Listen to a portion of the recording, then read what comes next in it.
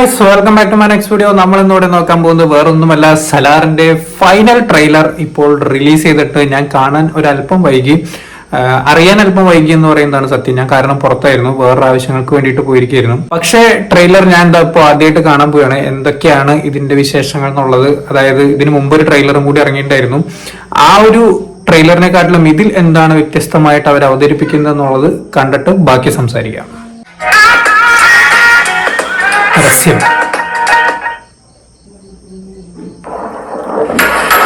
3 minute ട്രെയിലറാണ്.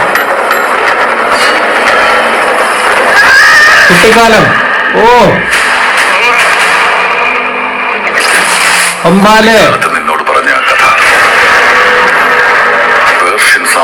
മലയാളമാണ്. എന്താണിത്? സുൽത്താൻ മാഗ്മാക്സോ?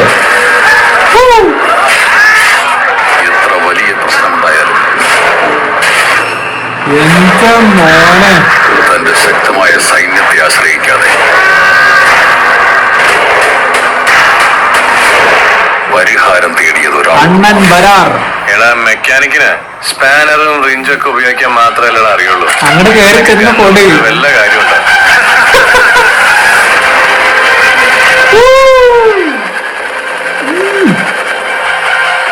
Easy അറിയും. റിബൽ സ്റ്റാർ പ്രഭാസ് പാവം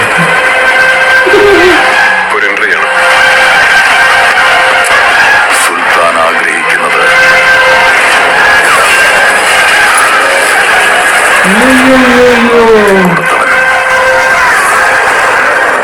സുൽത്താന്റെ എതിരാളികളെ നിഗ്രഹിക്കുന്നവൻ.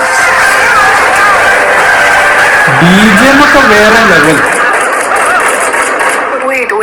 Wait. I need a drink. Do you have?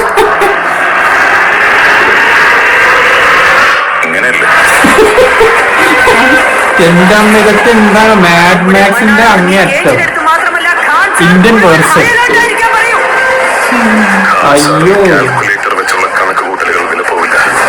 നല്ല ചുവന്നിരിയണം.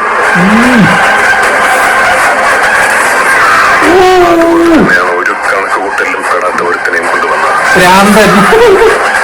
ഇരിയുന്ന കനൽ കൊണ്ടായാലും ഇവരുടെയൊക്കെ ചോര കൊണ്ടായാലും അവന്റെ പേര് സലാർ. തെലുങ്ക്, കന്നഡ, മലയാളം, തമിഴ്, ഹിന്ദി. ഖാൻ സാർ ഒരുപാട് പേരുടെ കഥ മാറ്റിയിട്ടുണ്ട്. പക്ഷേ ഖാൻ സാറിന്റെ കഥ മാറ്റിയത് രണ്ട് ഉറ്റ സുഹൃത്തുക്കൾ ബദ്ധവൈരികളായി മാറിയപ്പോഴാണ്. Expect but unexpected. അതിനെ പറയാം. പാർട്ട് 1 സീസ് ഫയർ. ഇതൊരു രക്ഷയില്ല മക്കളെ, ഒരു രക്ഷയില്ല. ഇത് 1 അല്ല 2 അല്ല 3 അല്ല 5 അല്ല, നല്ല കിടിലൻ തിയേറ്ററുകളിലൊക്കെ പോയി കാണേണ്ട ഒരു സിനിമയായിട്ടാണ് എനിക്ക് പേഴ്സണലി തോന്നുന്നത്.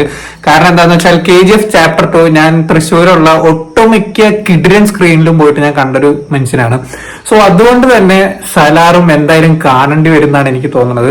ഇനി ട്രെയിലറിലേക്ക് കടക്കുന്ന സമയത്ത്, ഫസ്റ്റ് ട്രെയിലർ വന്ന സമയത്ത് ഇതിന്റെ ഒക്കെ ഒരു 10 അടി താഴെ നിൽക്കുന്ന ഒരു ട്രെയിലർ വന്നിട്ട് വലിയ പ്രതീക്ഷകളൊന്നും ഇല്ലാതെ, പ്രതീക്ഷയുണ്ട് പക്ഷെ എന്നാൽ ഇത്രയ്ക്ക് അങ്ങോട്ട് കൊടുക്കാതെ ഒരു വളരെ മിനിമൽ ആയിട്ടൊരു സാധനം കൊടുത്തുകൊണ്ടാണ് ഫസ്റ്റ് ട്രെയിലർ ഇറക്കിയിട്ടുണ്ടായിരുന്നത്. പക്ഷെ ദിസ് വൺ ഈസ് ബ്ലാസ്റ്റ്. അങ്ങനെ അല്ലാണ്ട് വേറൊന്നും എനിക്ക് പറയാൻ അറിയില്ല. സംഭവം ഒരു രക്ഷയില്ല, കിടുക്കി തിമിർത്തു കലക്കി. ഇനി ഇതിന്റെ ക്ലൈമാക്സ് പോർഷനിൽ വരുന്ന ആ ഒരു ഡയലോഗിനെ കുറിച്ചിട്ട് പൃഥ്വിരാജ് നേരത്തെ തന്നെ കേരളത്തിൽ ഏതോ ഒരു ഇന്റർവ്യൂവിൽ പറഞ്ഞിട്ടുണ്ടായിരുന്നു. 2 കൂട്ടുകാർ തമ്മിൽ ശത്രുക്കളാവുമ്പോൾ ഉണ്ടാവുന്ന കുറച്ച് സംഭവങ്ങളാണ് ഈ ഒരു സിനിമ സംസാരിക്കുന്നത് എന്നുള്ളത്. പക്ഷെ അന്നതാരും അധികം ഏറ്റെടുത്തില്ല എന്നാണ് എനിക്ക് തോന്നുന്നത്. പക്ഷെ ഈ ട്രെയിലറിൽ പറഞ്ഞു വെച്ചിരിക്കുന്ന ആ ഒരു സംഭവം ഉണ്ടല്ലോ, KGF പറഞ്ഞ കുറെ കാര്യങ്ങളെക്കാട്ടിലൊക്കെ ഒരു ഗംഭീരമായിട്ടുള്ളൊരു സംഭവമാണ് ഈ ഒരു സിനിമയ്ക്ക് പറയാനുള്ളതെന്നാണ് എനിക്ക് തോന്നുന്നത്. നീൽ പ്രശാന്ത് എന്ന് പറയുന്ന ആ ഒരു ഡയറക്ടർ ഉണ്ടല്ലോ, ഞാൻ നേരത്തെ ഒരു വീഡിയോയിൽ ഉഗ്രം എന്ന് പറയുന്ന സിനിമയെ കുറിച്ച് പറഞ്ഞിരുന്നു. ആ ഒരു ഉഗ്രം സിനിമ കന്നഡ ഇൻഡസ്ട്രിക്ക് കൊണ്ടുവന്നിട്ടുള്ള ആ ഒരു ആക്ഷൻ കൊറിയോഗ്രാഫിയിൽ വന്നിട്ടുള്ള വരുത്തിയിട്ടുള്ള ആ ഒരു ചേഞ്ച്, ആ ഒരു ബെഞ്ച് മാർക്ക് ആ ഒരു സിനിമയ്ക്ക് ശേഷം കൊണ്ടുവന്നിട്ടുള്ളത് KGF ആണ്. KGF ശേഷം KGF 2 വന്നു. KGF 2 ശേഷം ദാ സലാർ. ഇതൊക്കെ ചെയ്തു വെച്ചിരിക്കുന്നത് നമ്മുടെ നീലണ്ണനാണ്. കാരണം അദ്ദേഹത്തിന് ഒരു കാഴ്ചപ്പാടുള്ളൊരു കിഡിലൻ മേക്കറാണ്. ഇപ്പൊ പ്രഭാസ് റീസെന്റ് പറയണ്ടായി അദ്ദേഹം വർക്ക് ചെയ്തിട്ടുള്ള ഡയറക്ടർമാരിൽ ഏറ്റവും കിഡിലൻ ഡയറക്ടർ പ്രശാന്ത് നീലാണെന്നുള്ള കാര്യം. സോ ഞാൻ ആദ്യം ആലോചിച്ചു രാജമൗലിയും ഇത്ര ആൾക്കാരുടെ ഒപ്പം പ്രഭാസ് വർക്ക് ചെയ്തിട്ടുണ്ട്. സോ എന്തുകൊണ്ടായിരിക്കും പ്രശാന്ത് നീലിനെ കുറിച്ച് അദ്ദേഹം എടുത്തു പറഞ്ഞിട്ടുണ്ടാവുക എന്നുള്ളത്.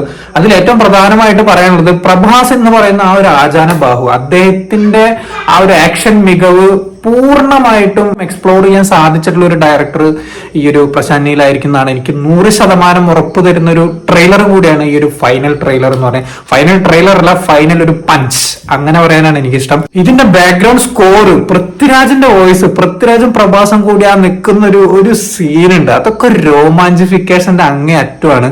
എനിക്ക് തോന്നിയിട്ടുള്ളത് KGF ഒരു 10 അടി വിട്ടു നിൽക്കണം എന്നാണ് ഈ ഒരു പടം ഇറങ്ങുന്ന സമയത്ത്. കാരണം അത്രയധികം ഹ്യൂജ് സെറ്റ് കാര്യങ്ങളൊക്കെയാണ് ഈ ഒരു സിനിമയ്ക്കകത്ത്.